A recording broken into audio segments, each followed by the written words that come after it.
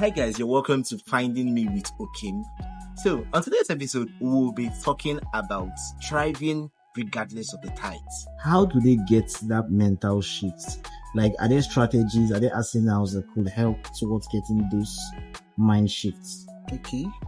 So, firstly, I feel like for you to have that shift, first of all, I feel there is this thing that they teach us in deliverance, right? For you to get better at something, for you to actually come out of a challenge, first of all, you need to know that there is a problem. Yes. Because we cannot help you if you don't know what your problem is. Yeah. So that is why if you go to a doctor, you not tell them I have headache, have a running stomach, I'm not feeling well. Sure. And the first thing they'll give is paracetamol or malaria medication. They have to do what is called diagnosis. Yeah. To find out exactly what the problem is. So the moment your problem has been defined, then solution can come. So first of all, the first step to actually getting that mental shift is identify and accept that you have this problem and you need help. Okay. And then you're willing to change. Okay. So I'll hand over to the minister to give us more steps on how to go about that. Okay.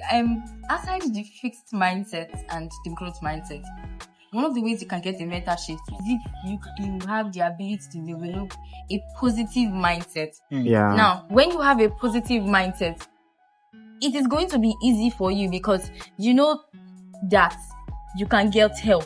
Okay. It is possible to get help. Okay. So you have a positive mindset that you get help. And what you should do is to reach out to someone, talk to someone who is there, tell the person, I need help.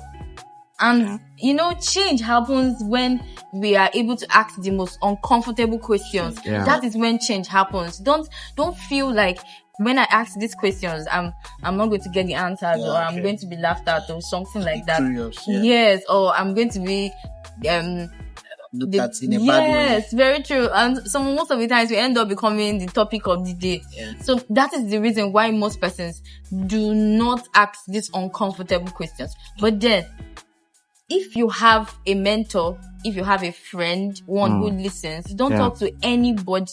You talk to people who you feel have grown to the level that they can handle your issues. You don't just talk to anybody. Yeah. And gradually, there are routines, there are exercises that you can start doing. For instance, let's say you're someone who has an anger issue. Man of God, forgive me, sir.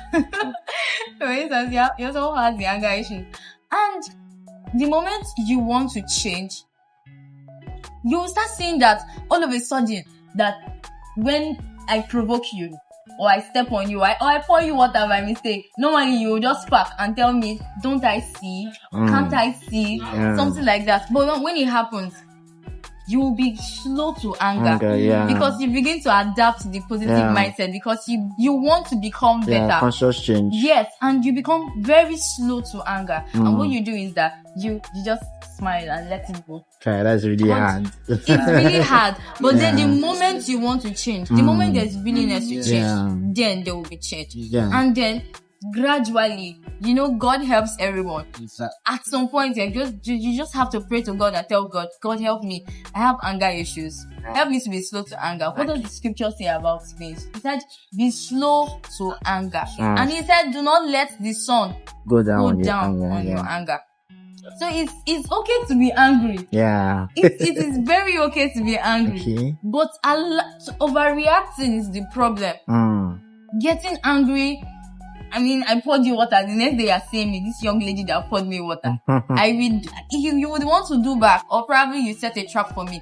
So what we need to do is the moment you begin to, the moment you want to grow or come out from that fixed mentality, you begin to adapt. Yeah, and thank you for throwing more light on that. Right. So we are moving to the next type of mindset, right? And the second type of mindset which I see that is limiting a lot of people, that's making them struggle in times like this. Something I call the poverty mindset. Right. Now this is not just about money. Alright? Poverty mindset cuts across every strata of your human nature. So I'll give an instance. Alright.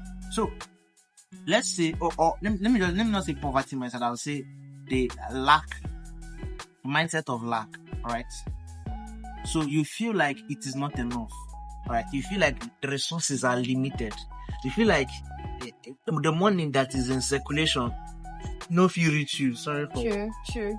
cannot reach you because you have that limiting belief, that limited mindset. I think that's when they feel that whatever they get goes directly to their mouth. Exactly. Yeah. So they're trying to like consume everything fast so that they don't lose it at the end of the day.